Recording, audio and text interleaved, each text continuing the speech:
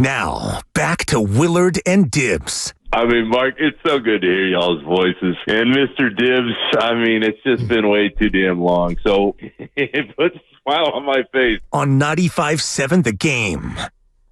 I give up. I don't want the role anymore. It's what? Too much pressure. I've had it. I can't do it anymore, Dibs.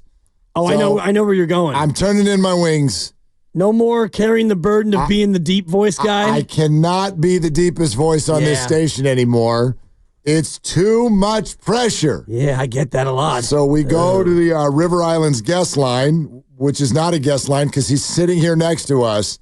It is Audacy, Sports, NBA Insider, cousin Nick Friedell, who is in the damn room.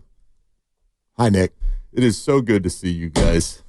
Cousin Nick, my guy Nick Friedell. Mr. Dibs, Mark, hilariously, the whole reason I'm sitting here right now, I'm headed to a birthday party in L.A. this week. Okay. But I'm sitting here right now because I get my rental car, which I haven't had since I last was out here a few years ago, and I turn on the station, and you guys are talking to Kerr yesterday. Steve Kerr, sure. And I call the listener line. I am calling into the studio because I wanted to come on and say, hey, you guys did a gregreat job with that interview. Well, thank you. And we'll get into all the Kerr said and the layers there. But I'm sitting there thinking, oh man, I'm going to talk to my guys. And I call in, and so many people must have been trying to get in that nobody even picked me up. And I went, uh-oh. Yeah.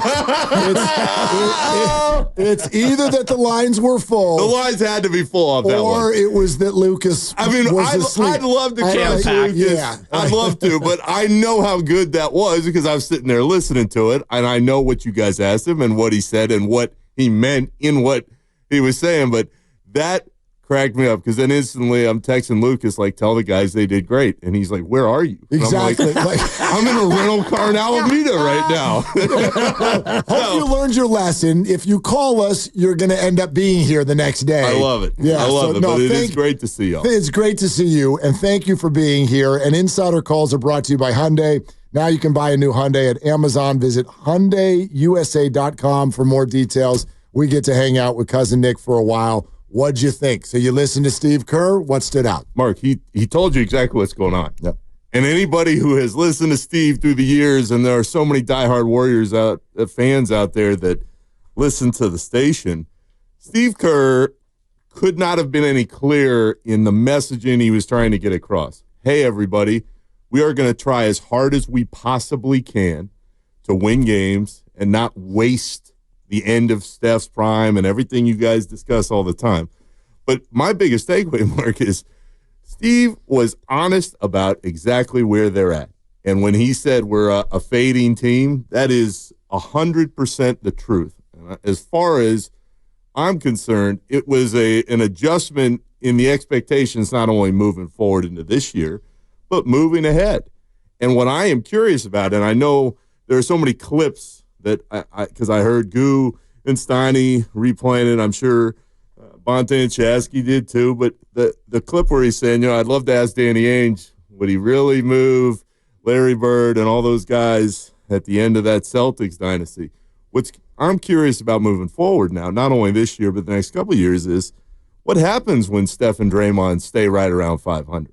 Because I know Mike Dunleavy, he played for the Bulls when I was covering him. I saw him obviously here when he took that job. I know how badly he wants to win and keep this whole thing moving. But if this team is 500 a year from right now, at what point, as badly as he wants to stay here and be in one jersey his whole career, because he's told me, he's told you guys the same thing over and over, does Steph go, this is just killing me? Because those are some of the most competitive guys I've ever met doing this job.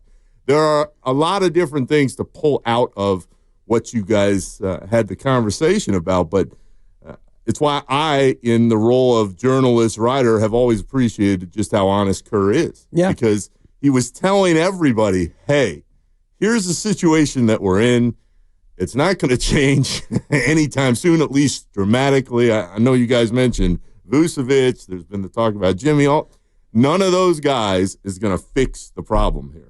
And the problem for the Warriors, aside from Steph and Draymond and some nights Wiggins, there's just not enough talent on this team to think that they can get back to championship level. Yeah, no doubt. Nick Friedell here in studio, 95.7 The Game, and that's kind of what I was saying all along. But to hear not only Steve Kerr, but to also hear, Steph and Draymond with a certain amount of a tone shift, where they're all now kind of, echoing the same party line, which is we don't want to mortgage the future and we don't want to, sacrifice assets and all these other things. I get the last 72 hours where it feels like the tone has shifted among not only Steve Kerr, and you're right, Nick, he's always been so frank and honest with his assessments, but now we get into a spot where it's Steph and Draymond in their own ways saying similar things. So I just wonder what happens over the next 3 weeks, the deadline 3 weeks from tomorrow. And yesterday was a little bit of a shock to hear him say it the way he did. And Dibs, as you guys know, it's been repeated. I mean, Kerr has talked to you guys. I saw he talked to Slater. Draymond was talking the other night. Steph has said as much a couple different times. Those guys see the reality. And the reality is this is not a title contender. As badly as they want it to be, as well as Steph is still playing night to night, they are just not good enough to where they were. And I think that is the biggest change from the conversations the last few years. I mean, Warriors fans are so unbelievably loyal, but they've been so spoiled, guys. And this is just the reality of the basketball business. I was listening to B.J. Armstrong earlier with Steiny and Goo, and he said, great guest. He said as much. He said, look, ask Bulls fans. Yep. Ask anybody who has been through that run. Ask the Lakers fans with Shaq and Kobe. You know when it's just about over, and when it hits, it's always ugly. And to me, the takeaway isn't, all right, Steph and Draymond and Steve Kerr, they're still going to fight till the very end. The takeaway is, what happens a couple years from now? Because Steph so badly wanted to stay in one place and be with one team, and now he's to a point where you go, as much as he wants that, is there going to come a point as the losing piles up, or I should say the not winning at the clip we're used to, does that point come where he goes, I'd like to try one more time to win something else? So you mentioned that there's no, quote-unquote deal that's going to immediately fix this. But before we go into any specific names and players, I wonder how you'd answer this. Is there any value to the Warriors still making some sort of a deal here over the next 2-3 weeks? I don't think so in this sense, Mark, only because I don't think there's a guy that makes that much of a difference. Vučević is a perfect name. The Bulls would love to move off him, give him a couple second-round picks and something, sure. Does he make you better? Yeah. But Vučević is who he is at this point in his career. He's going to get you 20. He might have 10 rebounds, and he's going to give up a whole ton on the defensive end. So is there a move that could make them a little bit better? Sure. Is there any move if you have to risk, and we all know what the assets are at this point, picks, Kuminga, something else, that gets them to a different level? I don't see that out there. Yeah, and that to me becomes a more logical approach where you do make a move, whether it's Vučević or Cam Johnson. You get a little bit better now, and then you hope in the offseason you can get significantly better. And I wonder what you think about the asset that is Jonathan Kuminga, because I'm fascinated by this one part of it, because in the offseason he reportedly wanted a max, which is 50 or so million, and it was a non-starter. And, the team probably wanted him to go out and prove it. He started to prove it, then he got hurt. So what do you think of the asset that is Jonathan Kuminga? Because he's an emerging player, but if you do have him go to restricted free agency and another team offers him $40 million a year, do the Warriors want to give him $40 million a year, or do you end up getting nothing for Jonathan Kuminga after 4 years of some nurturing? Dibs, the short answer for me is take your time. I would move him. But if you're the Warriors and you've invested this time into developing Jonathan Kuminga and you're seeing the flashes, and we've seen it so often, hey, he can be a really solid player. But this is what always happens in the NBA.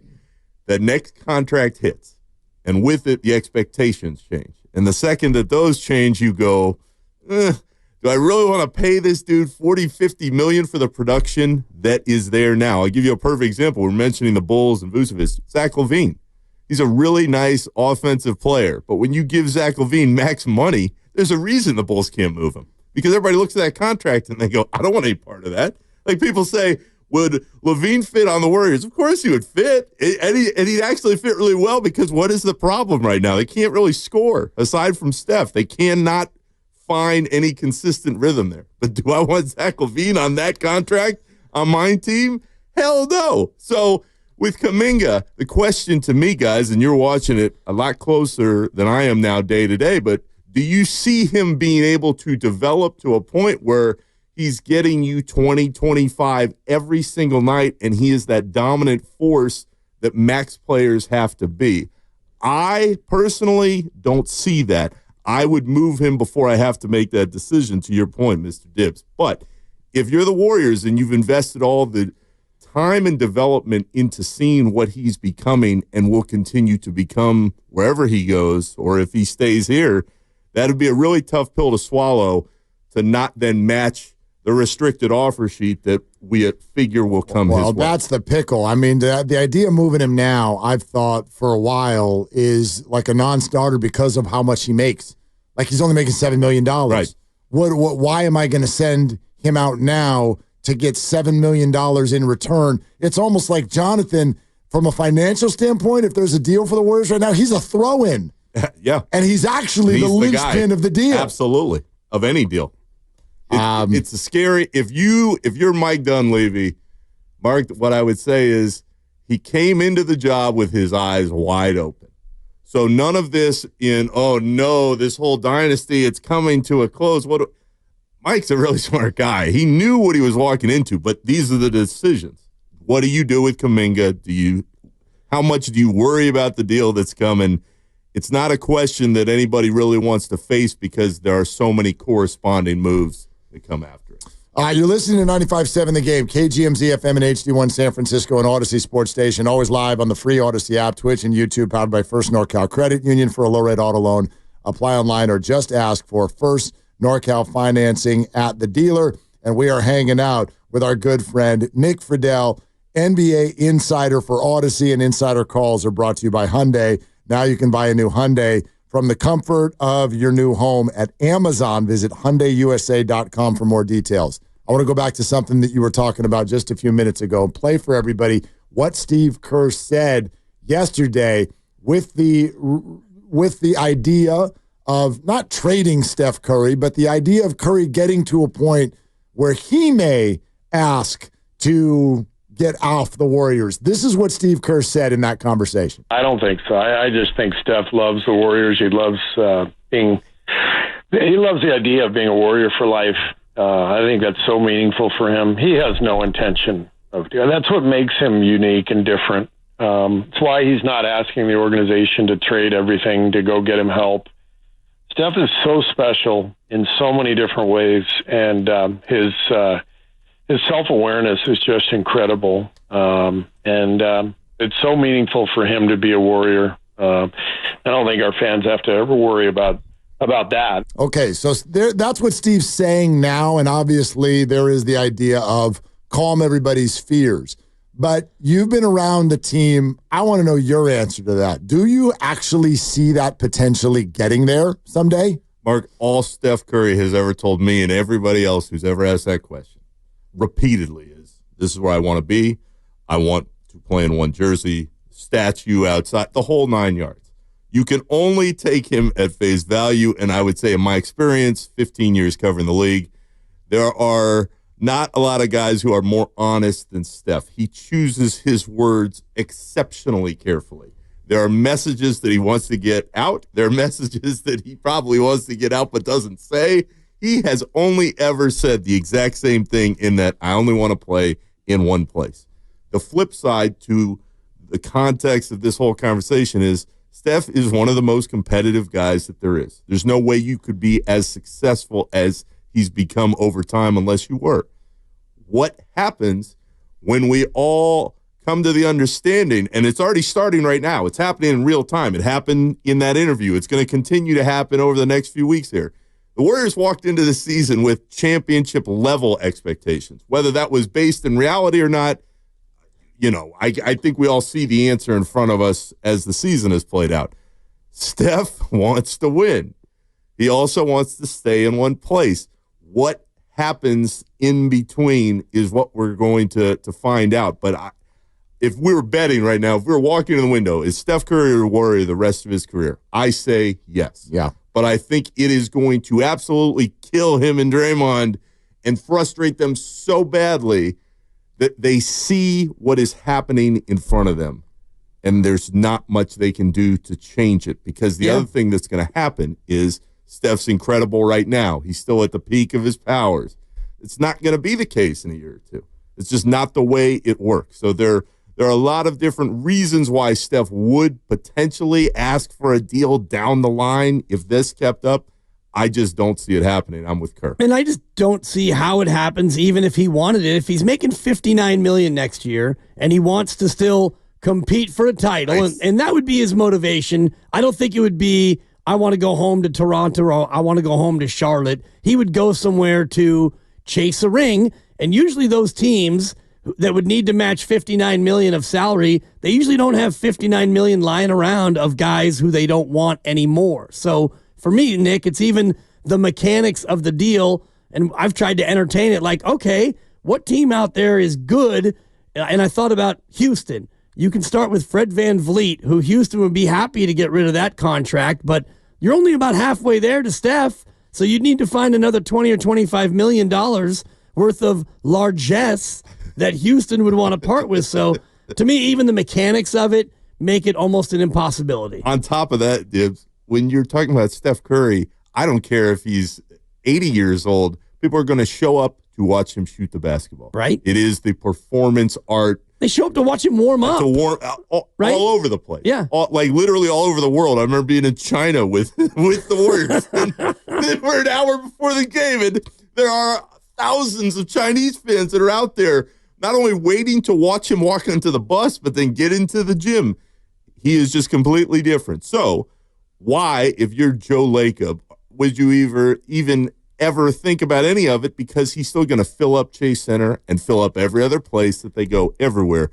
The only way it would happen, and this is what Kerr was getting at, Mark, this is what you asked me about, is if Steph went to Lacob and said, hey, I just cannot handle the losing, the mediocrity.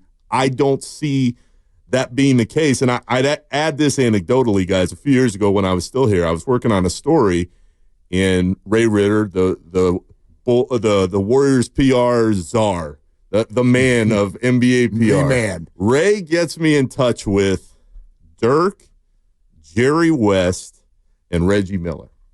And the story was based on the conversations I'd had and so many others with Steph saying, I only ever want to be in one place. And I can still remember talking to those three guys specifically and how much it meant to them that they played in one place the whole way.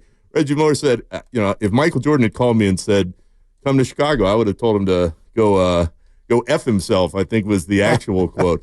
And I thought, that is what makes Steph who he is. But you say that because all they've been doing is winning for so long, and they've been in the conversation. But the reality is they're not in the conversation anymore.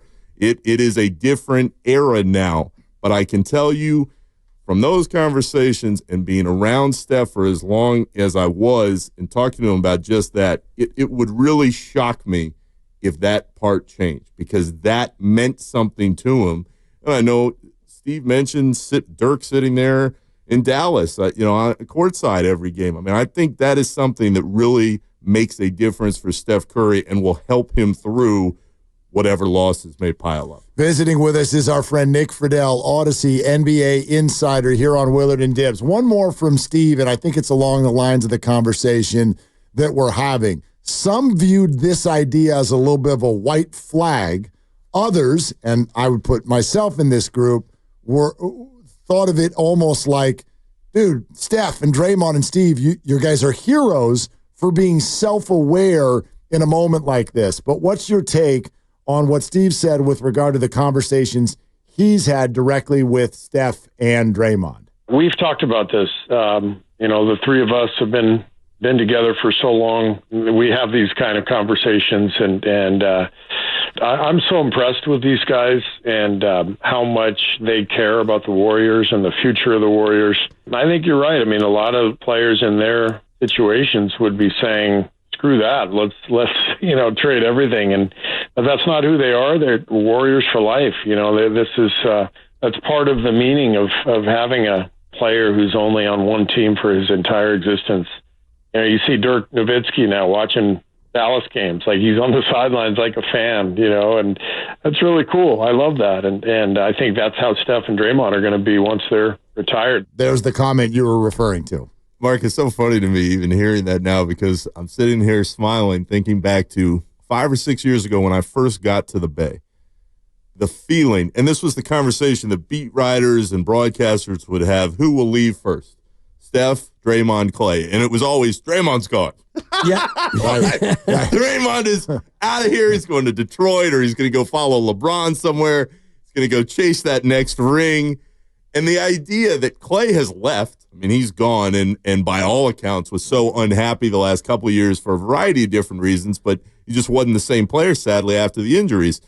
The idea that it's now Steph and Draymond is to a point where he may be able to sit here the next few years and handle the losses that are coming, it just shows you how quickly it can shift. But my takeaway was exactly what yours was about Kerr yesterday, going, okay, they're changing the narrative as we speak as to what to expect in the moment, not only from this group, but maybe for the next year or two ahead.